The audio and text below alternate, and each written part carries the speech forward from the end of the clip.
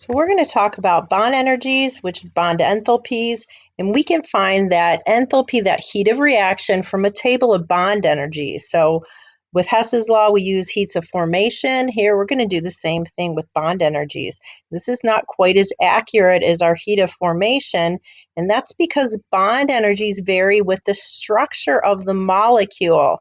So although we might have a carbon to hydrogen bond in a molecule that only has one carbon and four hydrogens, will also have a carbon and hydrogen bond in a molecule that has three carbons and eight hydrogens. So our interaction between other molecules will affect that enthalpy. So these are not quite as accurate as those heats of formation. Okay, so we're going to look at water right here. And we have a formula. You can use a formula, but it gets complicated because what you've memorized thus far is basically products minus reactants, okay? So we're going to look at this intuitively so you don't have to keep memorizing all these formulas, plus this one, if you saw the formula, it's a little backwards. So what you need to know is here we have our reactants, and we need to break apart these bonds, and they're going to rearrange and they're going to form our products. So when we break apart bonds, we need to add energy. That makes it endothermic, okay? Now, when they reform to make this product, they come together because basically our atoms go to a lower energy state, which means we're giving off energy.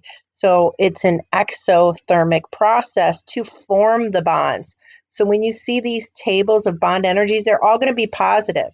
What you need to know is our products are going to be changed to the negative exothermic numbers here, okay? So the first thing we have to do is we have to draw this out. Oops. We have to draw these guys out. So I have an H to H bond, okay? And these are single H to H bonds. Why? Because I have two H2s right here, two H2s. So I'm drawing them out, two H2s. And then I have this oxygen, O2, and if I draw that out, you see it's an oxygen with a double bond. That has a different bond enthalpy than an oxygen with a single bond, so you have to know what you're looking at. And I have right here one H to H bond is 436 joules. O to O double bond is 495. And then our reactants, our products right here is going to make two water molecules. These two water molecules have four hydrogen to oxygen bonds, and one is 436 joules. Okay. So when I'm doing this math, I'm going to take my hydrogen to hydrogen bond, which is 436, but there's two of them, and it's a positive number. And then I'm going to add my other reactant, which is an oxygen double bonded to an oxygen, and that's 495. And then I'm going to subtract my products. Why? Because they're exothermic. And so my number is negative, and I have four of them. So minus 4 times 436, and I get a negative 485 joules. So make sure that you watch your double and triple bonds. Know that this negative 485 joules is for 2 moles of hydrogen, okay? It's also for 1 mole of oxygen and 2 moles of hydrogen. Let me restate that. 2 moles of water, right here is water. And then it's also for 1 mole of oxygen, which is right here. And it's negative 485 joules if I start with the 2 moles of hydrogen gas. Okay. So now these bond energies versus our Hess's law and delta H of formation. Both are an estimate of your delta H of reaction. The bond energies tend to be less accurate because it doesn't take into effect the other molecules around it, which does change the energy of those bonds. And so if we compare them, what I have here is I have a delta H of negative 485 joules. And remember, that's for 2 moles of water for my bond energy. And with the heats of formation, you get a negative 285 joules per 1 mole of water. So they're close, but they're not identical. And here's what I'm talking about with those formulas. So our delta H of reaction for heats of formation are the heats of formation of products minus reactants. When we do the bonds, notice we're taking our reactants and then we're making our products negative. So now you have a completely reverse formula to memorize, and I just think it's more intuitive to understand that our reactants are positive because they're endothermic, and our products are negative because they're usually exothermic, and then you don't have to memorize opposing formulas. Because for me, when I was in college, everything is like products over reactants, right? Like our equilibrium, products over reactants, and those things. So it was easy to get this guy down. And this guy, I didn't want to memorize this reaction. I just wanted to know it intuitively.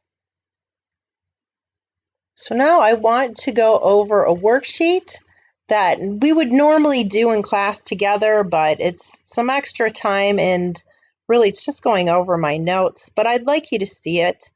And so here is a table of our bond energies right here. And for instance, this guy is our carbon bonded to a hydrogen here. So you just go across. And then down here we have our multiple bonds, okay, that we can look at. Woo, woo, woo. And so they want you to write the balanced equation for a combustion of 1 mole of ethane. So when we find our enthalpy, it's for that 1 mole of ethane, okay? And remember, combustion is oxygen is a reactant, and it always forms carbon dioxide in water if it's a complete combustion. So in order to do this, we have to draw out our molecules because I have to know if I have a single and a double bond. And we've already done oxygen, but look at this carbon dioxide. We have 2 bonds that bond carbon to oxygen. There's one and there's the other, okay? And when we balance it, of course, we have 2 carbon dioxides right here. So there's actually a total of 4 of these right here. So you got to be careful. You got to make sure you're counting everything up. You're drawing that Lewis dot diagram so you know how many's there. Down here we have 6 oxygen to hydrogen bonds in our product category, and that's because we have 3 water molecules.